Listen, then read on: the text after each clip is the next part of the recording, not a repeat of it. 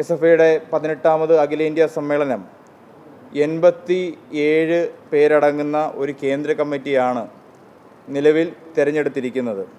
ഭാരവാഹികളുമായി ബന്ധപ്പെട്ടുകൊണ്ട്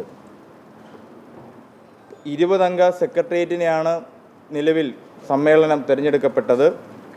ഇതിൻ്റെ ഭാരവാഹികളായി ആദർശം സജി അഖിലേന്ത്യാ പ്രസിഡൻ്റായിട്ടും ശ്രീജൻ ഭട്ടാചാര്യയെ ജനറൽ സെക്രട്ടറി ആയിട്ടും സമ്മേളനം തിരഞ്ഞെടുക്കപ്പെടുകയുണ്ടായി.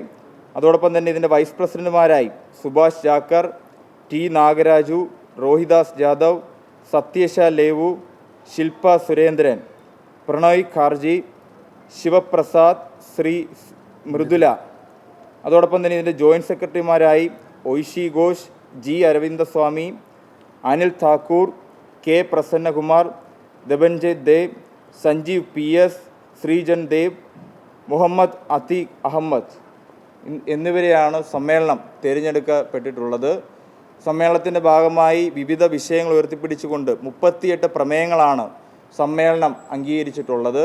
അതോടൊപ്പം തന്നെ ഈ സമ്മേളനം രാജ്യത്തെ വരുംകാല പോരാട്ടത്തിൽ രാജ്യത്തെ വിദ്യാഭ്യാസ മേഖലയെ കാവ്യവൽക്കരിക്കാനും കച്ചവടവൽക്കരിക്കാനും വർഗീയവൽക്കരിക്കാനും ശ്രമിച്ചുകൊണ്ടിരിക്കുന്ന BJPയുടെ ഈ ഭരണകൂടത്തിനെതിരായിട്ടുള്ള വലിയ സമരപോരാട്ടങ്ങളുടെ പ്രഖ്യാപനമായി ഈ സമ്മേളനം മാറും. കോഴിക്കോടാകെ വലിയ ആവേശത്തോടു കൂടിയാണ് ഈ സമ്മേളനത്തെ ഏറ്റെടുത്തിട്ടുള്ളത്. ഇവിടെ നേരത്തെ ഞാൻ കഴിഞ്ഞ വാർത്താ സമ്മേളനത്തിൽ സൂചിപ്പിച്ചതുപോലെ ഈ സമ്മേളന കാലയളവിൽ ഏകദേശം 5 ലക്ഷത്തോളം വരുന്ന മെമ്പർഷിപ്പിൻ്റെ വർധനവാണ് SFIക്ക് ഈ കഴിഞ്ഞ 17ാമത് അഖിലേന്ത്യാ സമ്മേളനത്തിൽ നിന്ന് 18ാമത് അഖിലേന്ത്യാ സമ്മേളനത്തിലേക്ക് വരുമ്പോൾ ഉണ്ടായിട്ടുള്ളത്.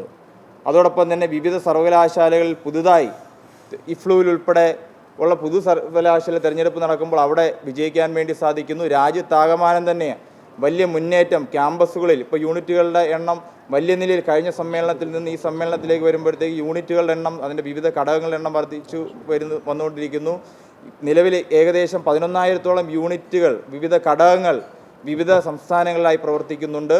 അതോടൊപ്പം തന്നെ ഈ കഴിഞ്ഞ സമ്മേളന കാലയളവിലാണ് ഗോവയിൽ, ലക്ഷദ്വീപിൽ, അതോടൊപ്പം തന്നെ ആൻഡമാൻ ഉൾപ്പെടെയുള്ള വിവിധ സ്ഥലങ്ങളിൽ പുതിയ ഘടകങ്ങൾ രൂപീകരിക്കാനും വലിയ നിലയിലുള്ള സമര പോരാട്ടങ്ങൾ നടത്തുന്നതിനും നമുക്ക് ഈ ഒരു കാലഘട്ടത്തിനിടയിൽ സാധിച്ചിട്ടുണ്ട്. അപ്പം പൊതുവേ ഈ സമ്മേളനം വലിയൊരു ആവേശം വിദ്യാർത്ഥികളുടെ ഇടയിൽ ഉണ്ടാക്കിയിട്ടുണ്ട്. വരാൻ പോകുന്ന കാലഘട്ടത്തിൽ വലിയ പോരാട്ടങ്ങളും ഈ ദേശീയ വിദ്യാഭ്യാസ നയത്തിൻ്റെ പേരിൽ രാജ്യത്തെ വിദ്യാഭ്യാസ മേഖലയെ ഇല്ലാതാക്കാൻ വേണ്ടി ഇപ്പോൾ സാധാരണക്കാരിൽ നിന്ന് പറിച്ചെടുത്തുകൊണ്ട് സമ്പന്നർക്ക് മാത്രം അതല്ലെങ്കിൽ പണമുള്ളവർ മാത്രം പഠിച്ചാൽ മതി എന്ന നിലപാടിലേക്കുള്ള നയങ്ങളാണ് ഇവർ നടപ്പിലാക്കിക്കൊണ്ടിരിക്കുന്നത്. ദേശീയ വിദ്യാഭ്യാസ നയം, അതോടൊപ്പം തന്നെ ഫെലോഷിപ്പുമായി ബന്ധപ്പെട്ടുകൊണ്ടുള്ള വിഷയം, അതോടൊപ്പം തന്നെ വിദ്യാർത്ഥികളുടെ സ്കോളർഷിപ്പ് വെട്ടിക്കുറയ്ക്കുന്നതുമായി ബന്ധപ്പെട്ടുകൊണ്ടുള്ള വിഷയം, അതോടൊപ്പം തന്നെ രാജ്യത്തിനകത്ത് ഈ തീവ്ര വികാരം ഉയർത്തിക്കൊണ്ട് വർഗീയ വികാരം ഉയർത്തിപ്പിടിച്ചുകൊണ്ട് പോകുന്ന ഈ BJP ഗവൺമെൻറ്റിനെതിരായി പോരാടുന്നവരെ വലിയ നിലയിൽ വേട്ടയാടുന്നൊരു സമീപനം ഈ കാലഘട്ടത്തിനിടയിൽ കഴിഞ്ഞൊരു 11 വർഷത്തിനിടയിൽ രാജ്യത്തിനാകെ സംഭവിച്ചുകൊണ്ടിരിക്കുകയാണ്. ഈ സമ്മേളനത്തിന് അതൊരു ആവേശമാണ്. ഏകദേശം 2 വർഷമാണ് SFIയുടെ കേന്ദ്ര കമ്മിറ്റി അംഗമായിട്ടുള്ള രാംദാസിനെ, ടിസിലെ വിദ്യാർത്ഥിയെ ഈ ഭരണകൂട ഭീകരതയുടെ ഭാഗമായി അവിടുത്തെ അഡ്മിനിസ്ട്രേഷൻ സംഘപരിവാറിൻ്റെ ഇച്ഛയ്ക്കനുസരിച്ച് പ്രവർത്തിച്ചതിൻ്റെ ഭാഗമായി ഏകദേശം 1 വർഷക്കാലം അദ്ദേഹം പുറത്തു നിൽക്കേണ്ടി വന്നു. 2 വർഷത്തേക്കായിരുന്നു ഡിബാർ ചെയ്തത്. പക്ഷേ കോടതിയുടെ ഭാഗമായി രാജ്യത്താകമാനം തന്നെ നമ്മൾ ഉയർത്തിയ വലിയ പ്രക്ഷോഭത്തിൻ്റെ ഭാഗമായിട്ടാണ് അത് 1 വർഷത്തിന് ശേഷം ആ വിദ്യാർത്ഥി ഗവേഷണവുമായി ബന്ധപ്പെട്ട് ടിസിലേക്ക് പോകുന്ന സ്ഥിതി ഉണ്ടായി.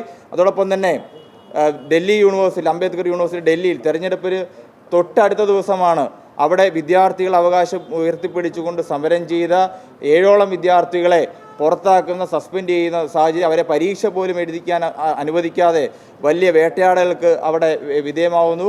ആ ഘട്ടത്തിൽ തന്നെയാണ് കേരളത്തിലെ SFIയുടെ നേതൃത്വത്തിൽ ഗവർണർക്കെതിരായി വലിയ സമരം ഏറ്റെടുക്കുന്നു. നമ്മുടെ വിദ്യാഭ്യാസ മേഖല, അതായത് BJP ഗവൺമെൻറ്റിന് ബദൽ ഉയർത്തിക്കൊണ്ട് അല്ലെങ്കിൽ ലോകത്തിനാകെ മാതൃകയായി രാജ്യത്തിനാകെ മാതൃകയായി ഒരു വിദ്യാഭ്യാസ സംവിധാനം, പൊതുവിദ്യാഭ്യാസ സംവിധാനം ശക്തിപ്പെടുത്തുന്ന ഒരു സംസ്ഥാനമാണ് കേരളം.